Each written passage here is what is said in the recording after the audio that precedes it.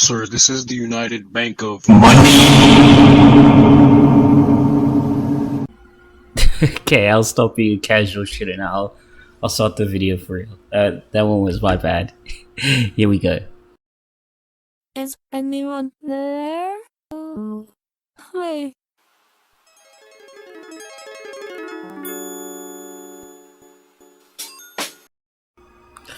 So first of all, I should probably hit up the actual point of these, what I'm going to be calling for now, pixel prattlings, mostly because, well, I like alliteration, as you all know, and also because, well, I love the hidden PP joke, which you lot should have inevitably picked up on by now, but that's besides the point. So another main point of pixel prattlings going on for now is, well, my co-host abandoning me. I'm not salty. I'm just playing. Seriously though, when I get that sorted out, that's gonna be amazing. But I thought these sort of vlog videos, especially, I picked up a lot of you were kind of fucking with the vlog videos a little bit, like the one thank you one I did. So these are sort of opportunities for me to actually talk about tech and do some longer takes on things. Like, I know we talked about, like, we've said certain things very flippantly on the show that I kind of thought, well, I kind of wish I could go into this more. And, like, no shade to my co-hosts, maybe all shade.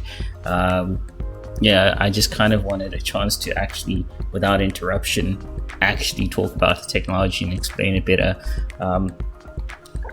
especially with, you know, people just sort of quipping in halfway through and it not being a purely scientific thing. So that's the one thing I wanted to get into. And right off the bat, I just wanted to talk about some of the stuff we said about nuclear tech.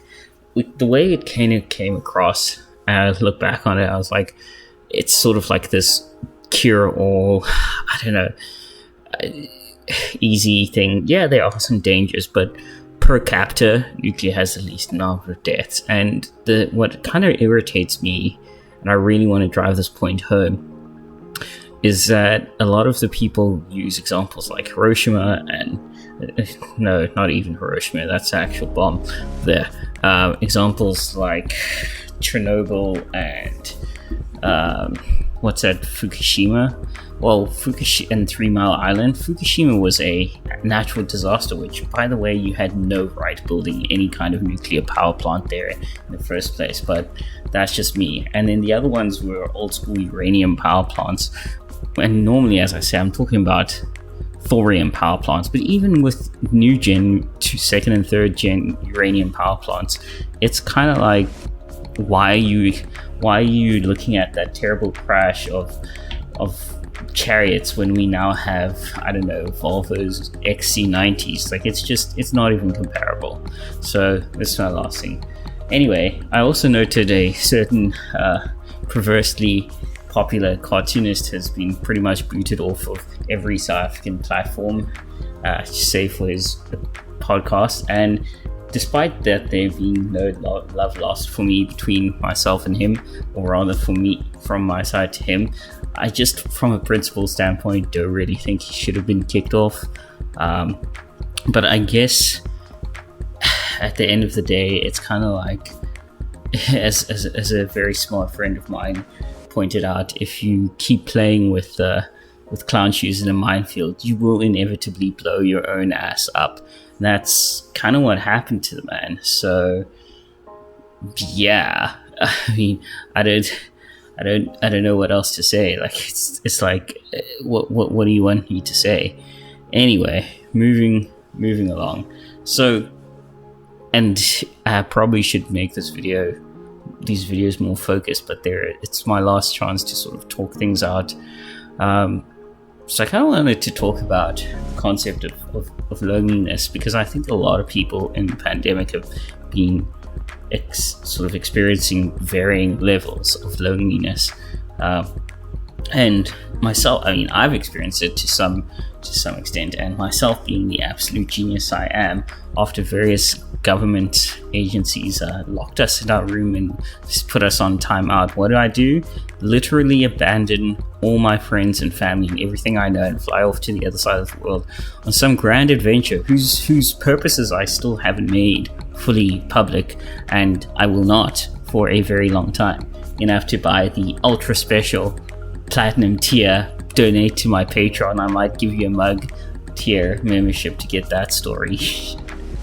I was just kidding. I feel like I rag on podcasts that do that way too much. But anyway, so yeah,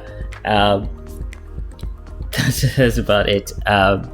But to the whole point of loneliness, it's really a function of when you get older that you realize that there really is such a thing as being with the wrong person or amongst the wrong people can leave you every bit as lonely, if not worse, in being truly lonely. And the other thing I thought people should probably start distinguishing between is the concept of loneliness and solitude, whereas solitude can be great. It's a great factor. Hell, Superman had a fucking fortress of solitude. When you choose to be alone, the key point being choice, but many people don't really have a choice.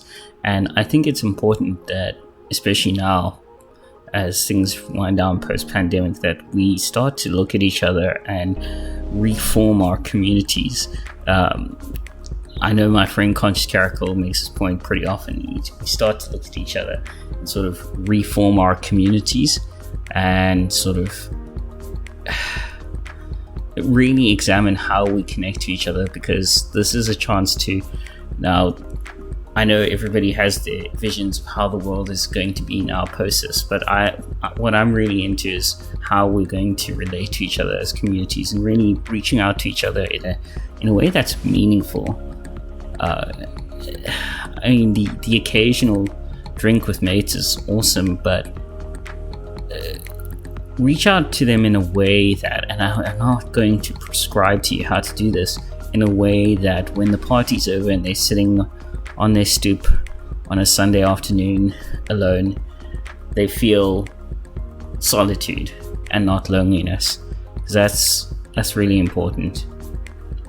Okay, next subject. So yeah, also I've picked up my PhD work again, and grad school is enormously pressuring, especially when you're working with various institutions. You've moved all over the planet, you've teaching classes, doing research, doing your own research. It's insane. But again, I go back to the point of, and I've said this to a lot of my fellow grad school grads, it's the pressure is part of the point.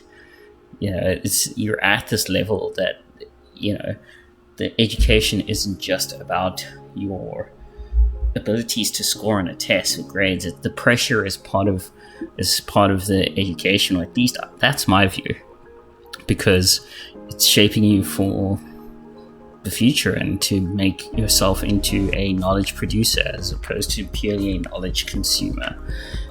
And that's pretty much all I have to say about that. I will be coming back to South Africa pretty soon. Hopefully. One of the issues is just like aligning all my various arrangements aside to get there. I do miss SA. I miss Brandy. Well, aside from the people, I miss Brandy.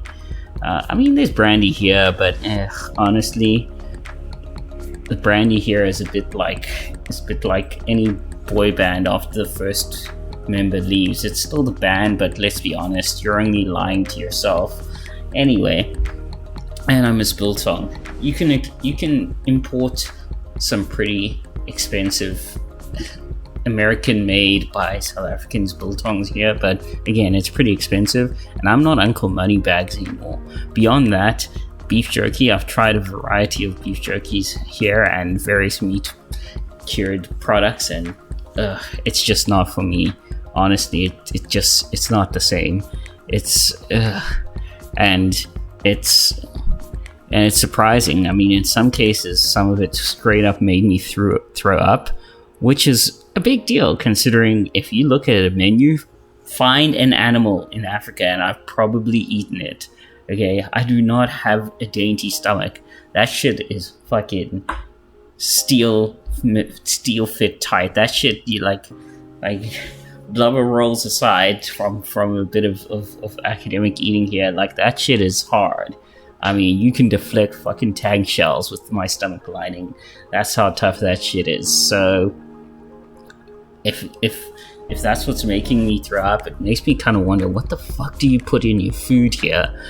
Anyway, on the upside though, one huge plus here, and this is something people in South Africa really need to do or start doing again, is we never did in the first place, but here you can buy all sorts of first of all, you can buy beer from your 24-hour pharmacy or petrol station, depending on the state and the law, and ridiculous amounts of it as well.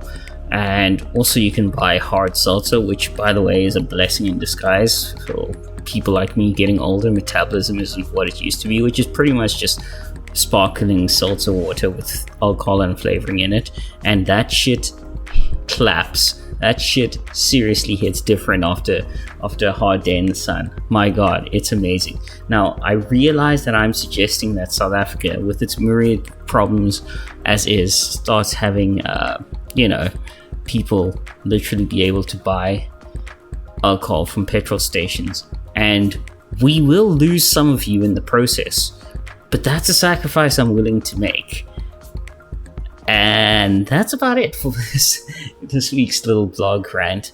I want to say a special shout out to all the people who actually are going to download this and watch this in the next 24 hours. And special shout out to the Man Patriot guys, hoping to do a collab with you guys soon. And that's about it. Look after each other. Don't do anything I wouldn't do, which isn't much. And I'll catch you in a full episode soon. Peace out, everybody. Sure.